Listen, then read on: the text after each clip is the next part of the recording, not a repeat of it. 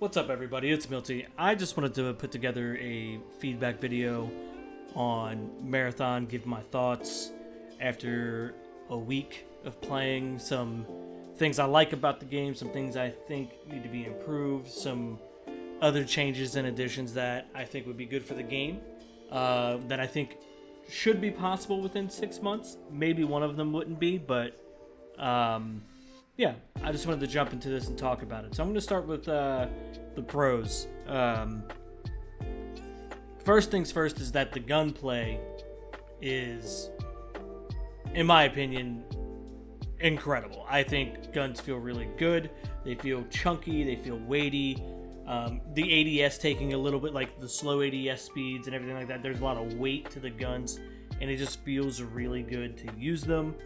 I think if anything was wrong with the guns currently, plays into one of the cons, which we'll get into later. It's that just like the ability to swap attachments on the fly or anything like that is like the only real issue I have with guns right now. But we'll jump into that in a little bit. The aesthetic. I know a lot of people online right now really aren't digging the aesthetic, and for me personally, I think this game's gorgeous. I love the bold use of color. I love how when you're outside, like on Dire Marsh, for example, you're outside. It's marshy, obviously, but all the buildings have like these like big bold white colors, big bold like these like you see in the footage here, the huge ominous black bridges here with and you see the green accents, and you see this in all the buildings throughout, even on like the more clustered POIs and everything like that. It provides this like very sterile feeling of like these really clean looking buildings out here, and it's just like it's devoid of life. And I find like something like mesmerizing about that aesthetic, and something very intriguing about that aesthetic as well. And speaking of the POIs, I think POIs, going into one of my other pros of the game, I love the variation in the POIs. And by that I mean when you go to a POI, like you have like really dense areas, you have CQC areas, you have wide open spots, you have long sight lines. Like, you get it all in every POI, and I think they do really, really well with that. I think they do really well when you are, like, running around. It's frantic. Maybe you're in a gunfight, and all of a sudden, like, you have to make a left turn. You go down these stairs, and all of a sudden you're in a tunnel system. Like, there's something very immersive and just, like, the gameplay, the moment-to-moment gameplay is just so good in that respect. And the moment you turn this corner, is like you can go from being in like a bright green room, and all of a sudden it's like these deep dark blues and things like that. Like, it just does a lot to like add breaks for your eyes, and every room almost tells a story in that way. And like, it helps you remember like gunfights afterwards, after a match, when you're going to talk about it. When you go and you're there and you go, man, when we dove into that red tunnel system, and all of a sudden, you know, we're in these tight quarters fighting and everything like that. Like, these conversations are helped by the way the world can help you tell a story, and I think that's really, really cool.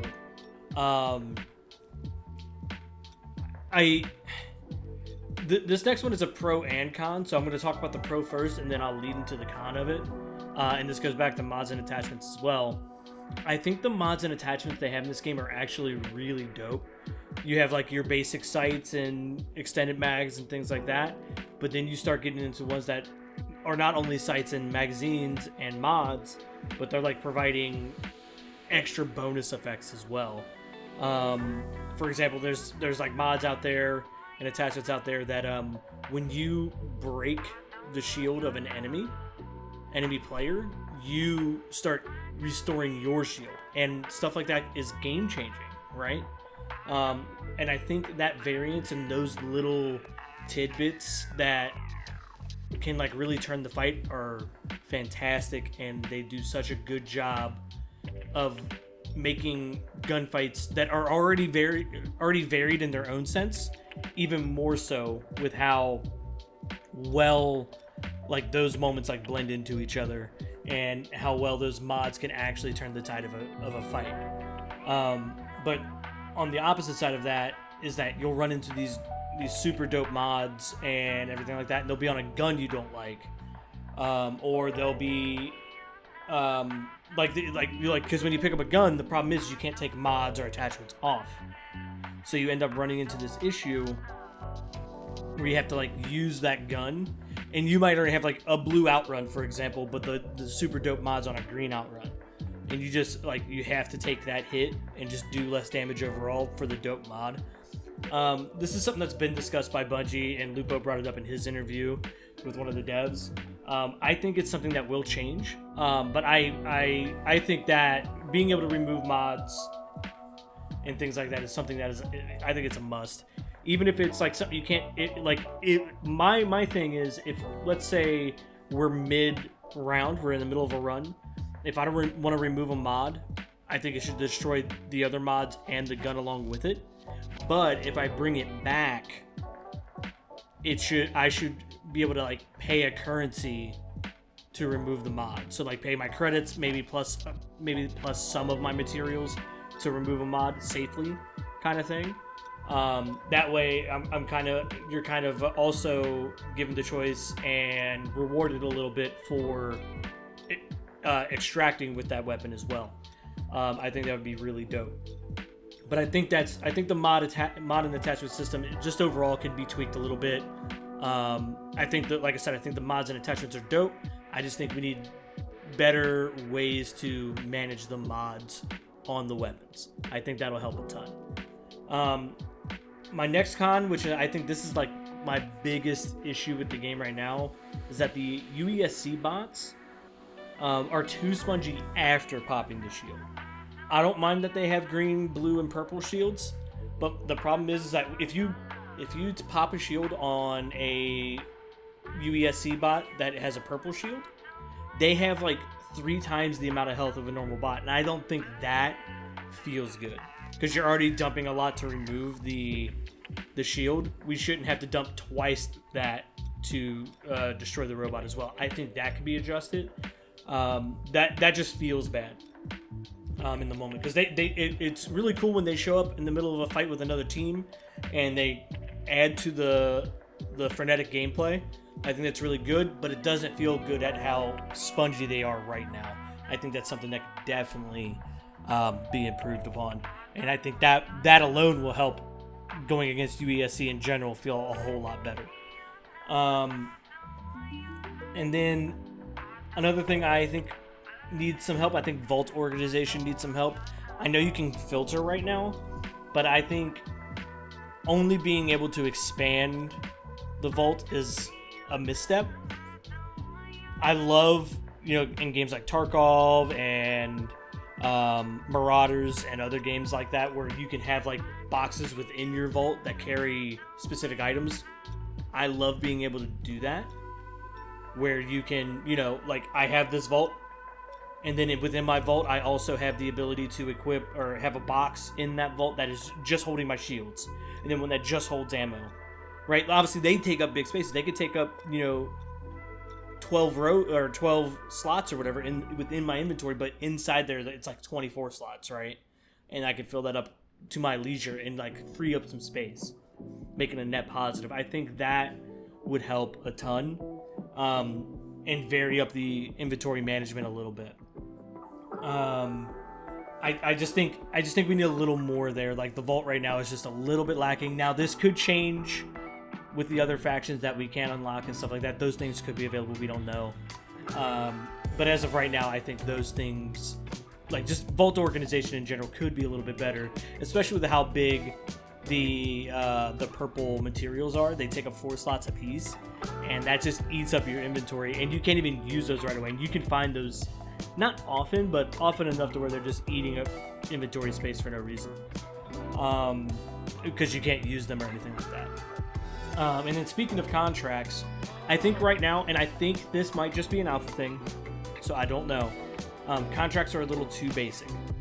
I would love more contracts where it's like, hey, go in and loot these types of like these weapons, and or go to visit these POIs and do more interactive things with the environment. I think those are coming because as you walk around like perimeter, around like the mountain and cliff sides and stuff like that, like you see these like small little items like in the environment that you would go like, oh, if this was Tarkov, I would have to come here and, you know, interact with this in order to complete my quest kind of thing. Or like the forklift in Marauders, for example. I think things like that are going to be needed. I think there needs to be more contracts that promote engagement with enemy players, and I think there needs to be contracts that have you do the opposite, or have contracts that force certain loadouts and stuff like that. Like, let's do more with contracts just to like vary the gameplay more. I think that would help a ton, and I think that's some strong feedback that we hear from a lot of people right now, is that the contracts are way too basic. Again, I think this is more just like an alpha to test the contract system thing, more so than they don't have any ideas for contracts. But should that be the case, let's find ways to make them more varied and more fun to play and more fun to do. And then this is more of like a change I would like to see. But right now you can like mark an item, so it'll put like an eyeball on it when you're looting. So you know, oh, that's the item I need for, you know, expanding my vault by 8 slots or whatever, or 8 rows. Instead of just being able to mark one item, we should be able to mark full recipes, because every recipe you need for your factions require multiple items, and the fact that you can only track one is just like a misstep. It just needs to be changed. We need to be able to farm full recipes and be able to target farm a lot better. It's okay if they end up on different maps, but the fact that I would have to go loot the item I need, come back to the lobby, go back to the faction, mark it again so I do the next item, like that it's cumbersome and just too much. Just let us mark the whole thing. It's much easier that way, and it would just make more sense. This next one is like my big suggestion and my big piece of feedback, and this is on the ability to res players. I think the ability to res friendlies is very good. I think that is cool, and I like the way it works right now, where you go down but not out no matter what, so the enemy never knows if you have self-res or not. I think that's smart. But I think being able to res an infinite number of times is a problem. I think we should be limited to 1 or 2 per run. In my opinion, it should just be 1. You get 1 res, and if you die again, you're out. But right now, even though they increased it or decreased the amount of health you respawn with, you res with, to 30%, I think, or 33%, whatever it is, it's still far too much. Like, there needs to be just a bit more like gear fear and stuff like that, and you can get that by actually having some form of permadeath, even if it comes after like dying 1 or 2 times during a run. I just think that would help a lot, and it would also make engagements a lot more intense and interesting as well.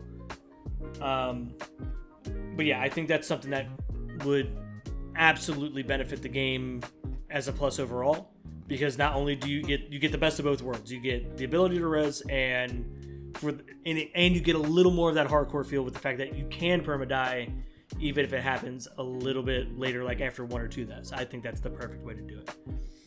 And then I would love to see some sort of like crew, clan, or guild system of some sort. And please don't do what like Fragpunk and Marvel Rivals is doing, where you can only have like 10 people in your crew. Like, give us like a decent sized crew. Like, you don't have to go above 50 by any means. I don't think it has to be bigger than that. But this system needs to be more than just, hey, these are my friends, or for creators' sake, these are my viewers or whatever. It needs to be something that we can use for trading loot and things like that, and creating that kind of system within the game. I don't think we need a whole market system or anything like that, like a player market. I think that might be a little too much for how loot and everything is designed in this game.